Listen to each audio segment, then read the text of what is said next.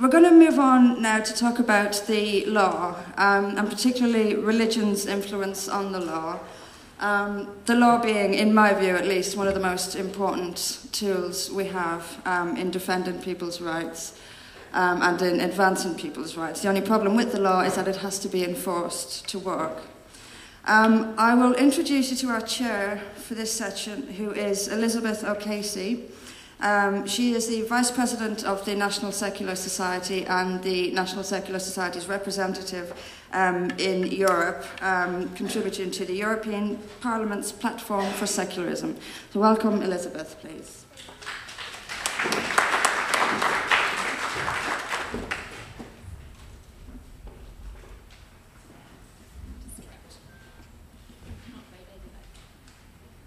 Thanks. Is this on yet? Thank you very much, Anne-Marie, and I'd like to say thank you for being here and how grateful I am having been invited to... Can you not hear? Am I just not speaking loud enough? Maybe that's it. Eating it, basically. Yeah, no, it's on. Is this better? Okay, great, thanks. Thanks.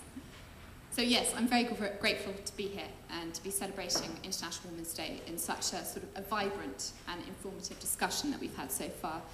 I also like to extend greetings from the National Secular Society, whose work is actually motivated by many of the concerns I've heard raised here today. We basically work on the idea that every individual is a person with human rights and should be treated as such, regardless of what religion they subscribe to.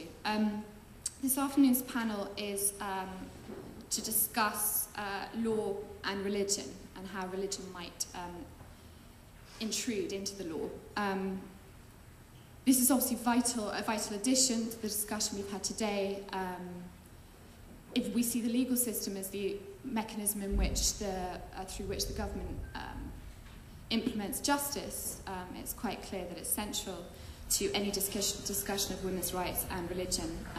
I'm afraid, as I just told Anne-Marie, my expertise is not in the law. My background's in ethics and secularism and global justice, so I'll be as much a learner, I'm afraid, rather than informer. We've got a slightly smaller panel than earlier, but as the patriarch would try to encourage us to believe size isn't everything. So I will start by just giving a brief biography, as has been done before, of the four speakers, and then they'll have 7 to 10 minutes to give an opening statement, and then we'll have questions and comments from the floor. So at my far right, we have Sohaila Sharifi. I'm sorry if that's an imprecise pronunciation. Sohaila is a women's rights and human rights activist. She was born in Iran and grew up under Islamic traditions. But soon after the establishment of the Islamic Republic was forced to flee, and she travelled to many countries, but eventually settled in the UK, where she's continued her activities against the Islamic regime and for human rights. She was one of the founders of the International Campaign for the Defence of Women's Rights in Iran. She's also been involved and active in other organisations, including the International Committee Against Stoning Executions, the Council of Ex-Muslims of Britain, One Law for All, and Equal Rights Now. Next to Sohaila is Geeta Sagai. I'm confusing you now with your answer. Geeta is an Indian-born writer and journalist on issues of feminism, fundamentalism, and racism. She's a director of prize-winning documentary films and a women's rights and human rights activist. She was co-founder and is an active member of the Southall Black Sisters and Women Against Fundamentalism. She has also been head of Amnesty International's gender unit and has opposed the oppression of women in particular by religious fundamentalists. In February 2010, she was suspended by Amnesty after she was quoted by the Sunday Times criticising Amnesty for its high-profile associations with Muazzam Beg, the director of a campaign group called Caged Prisoners, whom she referred to as Britain's most famous supporter of the Taliban. I should also like to note Southall Black Sisters won National Secular of the Year, Prize of the Year last year. And then to my left is Nina Sankari, a Polish secular and feminist activist. She's the president of the European Feminist Initiative, which is the EFI in Poland. She's also a member of the European EFI Secretariat, former vice president of the Polish Rationalist Association, and member of the Bureau Laïque International. She writes and translates articles for the biggest free-thinking and feminist centres in Poland, some of which have been published by French Libre Pensée and Italian Libero Pensiero Giordano Bruno. She has participated in many international conferences related to secularism, women's rights, and social and political issues. Finally, not that she needs much introduction, is Anne-Marie Waters, who is the spokesperson for the One Law for All campaign. She is a lawyer with a keen interest in family law and human rights and the integration of both. She is the author of Apostasy and Asylum, a One Law for All publication, and co-author of Sharia Law in Britain, a threat to one law for all and equal rights. Enough of me, I think, so if I could hand it over to the panellists for their opening statements. Would you like to start? Sure. Good afternoon, everyone. I hope you hear me very well. Yes, we usually hear a lot, I particularly, because I'm in contact, usually women call me and talk about their situation. Last week I had a woman telling me that how she has been stopped on the street in front of her child when her child was standing, and she was humiliated by a guard telling her off for not wearing her scarf and pushing the scarf actually down on her face and threatening her. And we have lots of women who call us and tell us that they have studied. Last week I have a woman say that she has finished her degree, her master's, and now she's running around on the streets trying to find a job, and whenever she goes, she finds discrimination just because she is a woman. I'm talking about Iran, if you haven't guessed yet. And we have these kind of things all over the place, especially we here in Britain also. We have heard a lot of talk about discrimination against women under the religious laws, and we've heard a lot of this. The question is why? What makes us tolerate these things? What makes people in 21st century to tolerate a woman being tortured to death by stoning and turn a blind eye? What makes the world turn a blind eye on the situation of women under the religious laws, under the Islamic laws in places like Iran and other places? What organism, what establishment is there that allows us to just see that and just accept it? I think that agent, that organism is religion.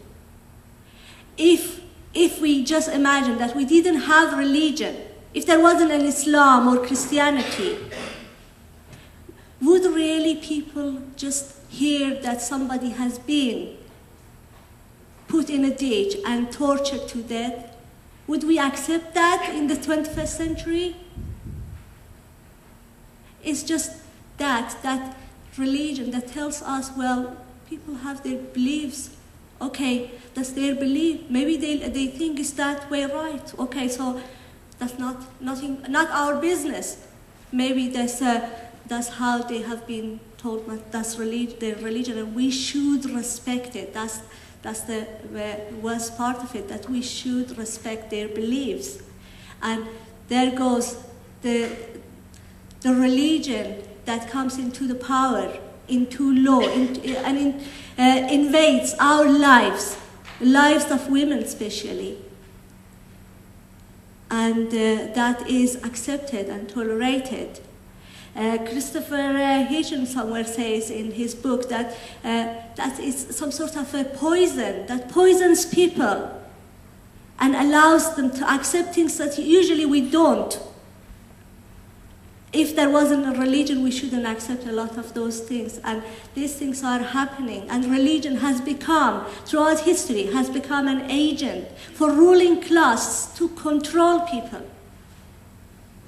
To control people, because how else you can control people? How else you can impose those kind of laws on people and make them tolerate, make the rest of people tolerate it? Religion, throughout the history, has become an agent, has become a tool for people who want to govern, who want to control the rest of population, to use this. Because then you can say, well, God has said that, and you have to accept it. There is no questioning, because just because God has said it, you have to be prepared to accept it. And throughout the history, we can we read a lot, and we can see it today, that this has become a way of controlling people. We hear a lot that religion is a private matter. It has never been a private matter.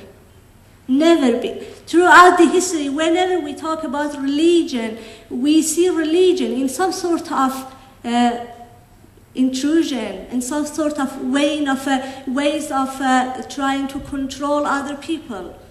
I accept that, well, it has been pushed back in some Western government societies. It has been pushed back a lot, that it can't really, at least not on paper, can't, have a lot of impact on people. But still, religion has always been a tool, a way in the hands of the governments, the ruling people, to control their people. And we see these days, especially in the case of Islam, that it has become a worldwide political power. I think a lot has been said on that in the other panels. But why that goes on? Let me just give you a quote from Mansour Hekmat, the great Iranian Marxist. I think this sums up a lot why religion carries on being a power in the world. It says, this is not the Middle Ages. This is the age of capitalism. Whatever is at odds with market and profitability is sooner or later swept aside. Many of the most die-hard ancient ideas, prejudices, and customs have vanished in the face of trivial day-to-day needs of trade and production. So if violence, misogyny, and discrimination against women are still a fact of life for the people of this day and age, if despite powerful social movements for women's liberation, sexual oppression prevails around the world, the rationale for this is to be found right here, in this day and age, in the interest of this system. And that's why the religion still carries on and becomes law.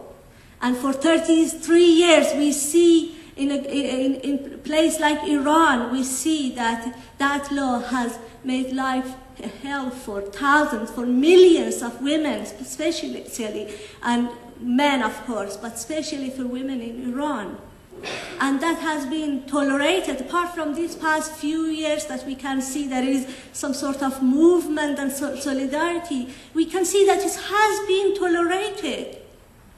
Only 2 years ago, we had to argue that that is not their culture, that is not their belief, that is not their faith. Those people in Iran are fighting against an Islamic government, and people should believe that, and you should support it.